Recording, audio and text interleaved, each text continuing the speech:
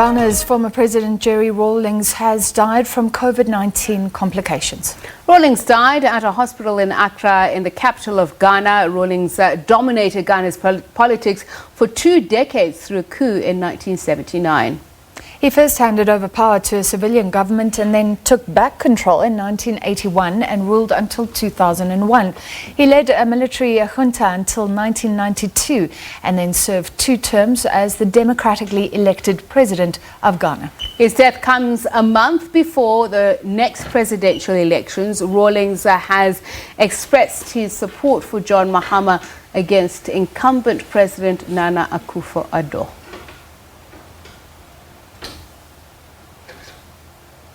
All right, so we speak to our correspondent Nabil Ahmed, who is in Ghana for the latest. What is the atmosphere like, Nabil? How are people mourning Jerry Rawlings' death?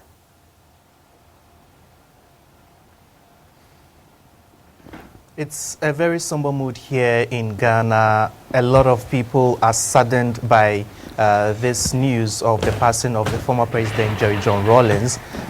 People didn't really expect him to die so soon, although he's 73 years.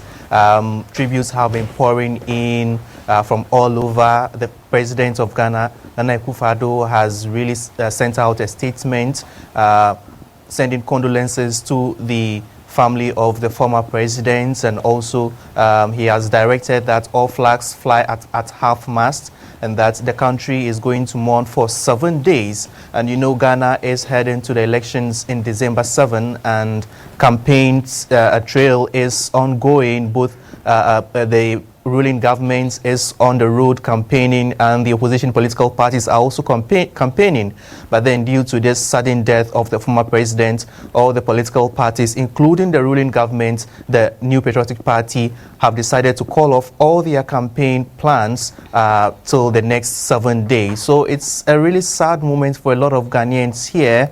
Those who like the president and even those who do not really like him are saddened by such a big loss to the country. And those who do admire him, what are the main reasons? And you say there are those who don't. So what is the ambivalence?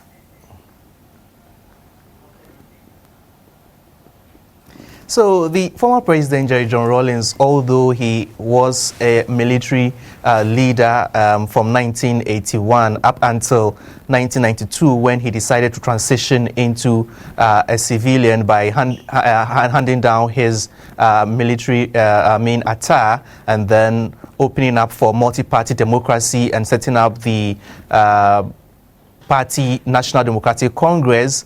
A lot of people see him as somebody who is very charismatic. He goes down to the people, sends his messages across, and he puts himself in the nick of things. There are a lot of times that you will see the former president going into the gutters and cleaning up the filth in the gutters and all that. And that has for a long time endeared him to a lot of Ghanaians. The fact that the former president was very humble and down to earth.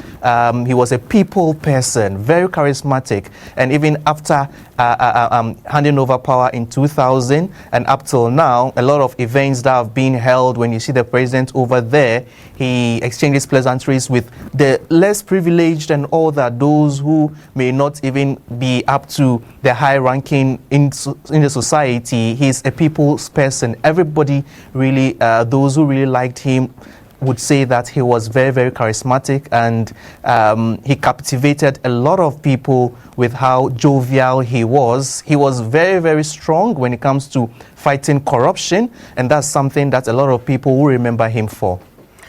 Now let's speak about the National Democratic Congress that he founded. He obviously has put his weight behind former President Mahama, but what did he have to say about the party going forward, the kind of legacy not only that he leaves behind, that he would like to leave behind for Ghana? And I'm talking against the backdrop of the fact that President Mahama faces a storm, a cloud under the Airbus corruption allegations. And we know that he was very much an anti-corruption man, that he is reported to have people executed for that, fired for that.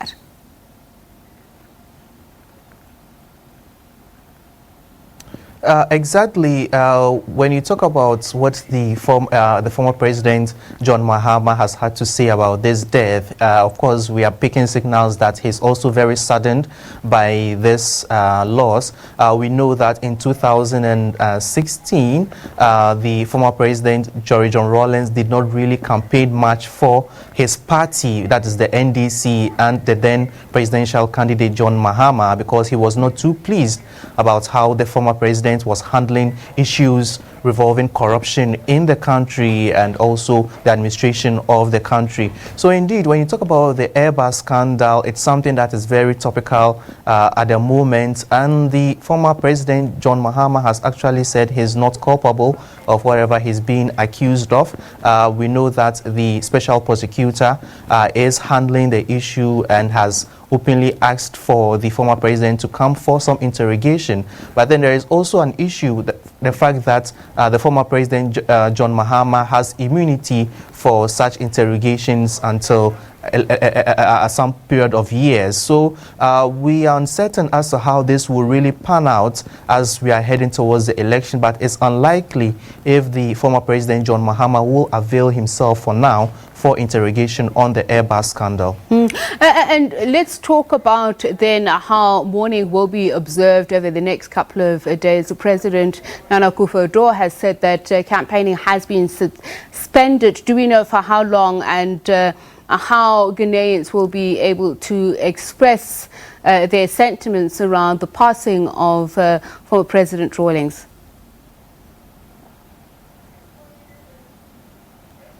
So the president has said the mourning throughout the country is going to go for 7 days, but he has not actually stated when he would resume his campaign.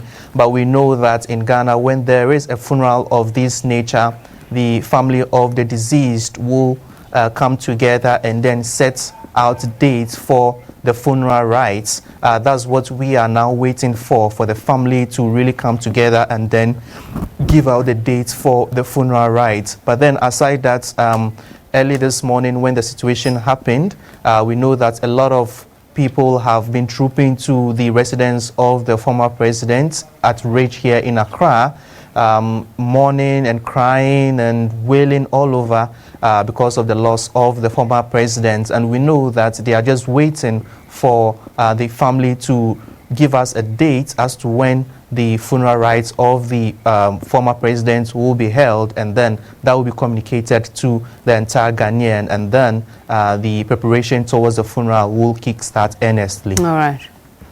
Thanks a lot for that, Nabil Ahmed, our colleague in Accra, Ghana, where mourning is taking place. Francis, mourning the death of former President Jerry Rawlings. And I am just wondering, you know, there is a tradition, especially when it comes to burials, it's celebratory for one, but sometimes the coffin is shaped either in the form of something that you liked or something that they believe represent you. And I was thinking, I was wondering, I wonder how the former president's coffin is going to look like. Well, he sounded like a charismatic, colourful man, so that would be an interesting one indeed. All right.